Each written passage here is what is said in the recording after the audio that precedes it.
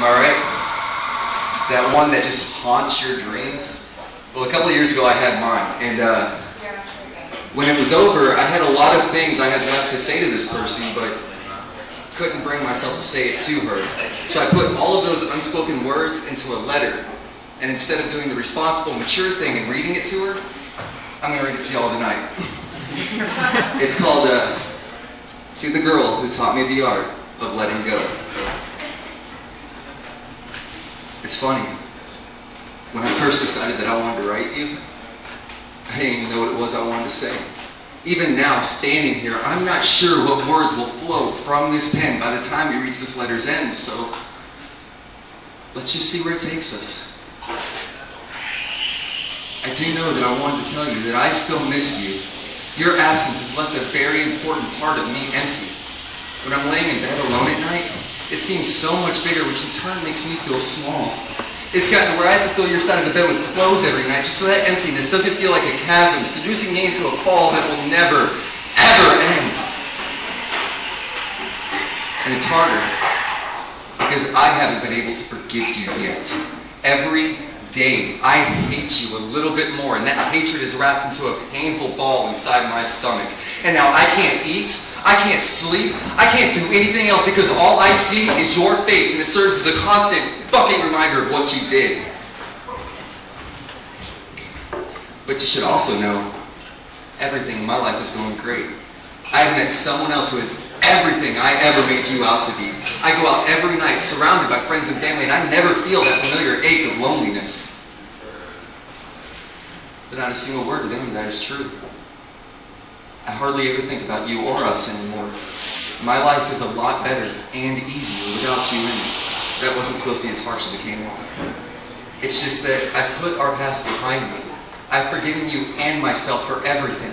I don't hate you anymore because to say that I do would give some sort of implication that you still mean something to me. But you don't. Every day your scent becomes fainter and your face more blurry. To be honest, I am still single, but I'm okay with it. I stay in by myself more often than not. And I do still feel lonely. But it's different because it lacks the razor's edge. I really should have brought up that last part. What I'm trying to say with all of this is that while things in my life are nowhere close to perfect, for the first time in my life, I'm finding happiness. And I hope you're doing the same. And that, love, is the truth. Without a single regret, doubt. Thank you.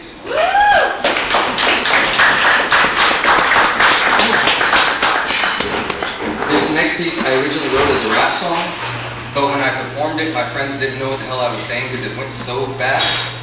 So I slowed it down and renamed it, and it's called Bipolar, the Honky Edition.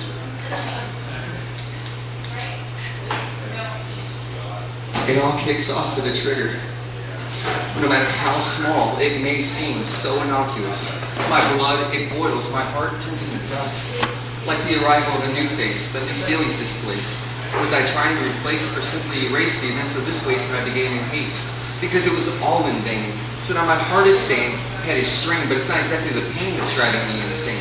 So when did your feelings start to wane, only to be swapped with such disdain? It all puts me on the defense, which only leaves you on the fence, quite unsure what to do next, leading us to this current mess. But if it was all just a test, then we failed, but I'm bereft, out of breath, and completely out of my depth. Yeah, and this is what it's all come down to. Me hitting rock bottom and admitting I'm through with the promises I couldn't keep. The equal the number of nights I stay up week just trying to cry myself to sleep, only to end up wide awake and drained of tears. Shadows become manifestations of my fears that I've hidden inside my closet for many, many years. Every day's a letdown, every night a curse, and seeing your smile only makes things worse because I'm not the one that put it there. The foul irony for which I was unprepared. You're always finding a way to let me down. You're so full of shit that your eyes turn brown. But good things come to those who wait, while ugliness fills the hearts of the faith. But my ugliness will fade until one day it all but goes away. Then you'll be left with the emptiness, a toxic reminder of all of this. And after all that shit you put me through, yeah, I want you to know, I cursed the day that I met you. So even though I'm left here burned, it's another lesson learned. The next page turned, one more day that I have earned. Ready for something happy? This is one of the newest things I've written. And I really think it's one of the most beautiful things I've ever done, and I want to dedicate it to my best friend. It's called The Garret.